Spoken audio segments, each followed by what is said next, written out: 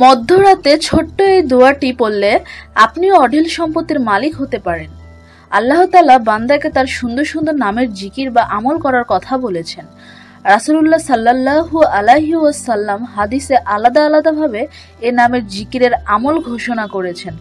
আল্লাহ তাআলার গুণবাচক নামগুলোর মধ্যে আল খাফিজু একটি, যার অর্থ হলো কাফির মুশরিকদের হীন ও নিচুকারী। সংক্ষেপে এই গুণবাচক নাম আল খাফিজু এর জিকিরের আমল ও ফজিলত তুলে ধরা হলো। অর্থ: কাফির মুশরিকদের হীন ও চুনকারী আল্লাহর গুণবাচক নাম এর আমল ও ফজিলত। যে ব্যক্তি এ পবিত্র গুণবাচক আল খাফিজু নামটি মধ্যরাতে বা দ্বিপ্রহরের সময় 100 বার পাঠ করবে, আল্লাহ তাআলা তাকে তার সৃষ্টির মধ্যে মনোনীত ও অর্থশালী করেন এবং মুখাপেক্ষীহীন করে দেন।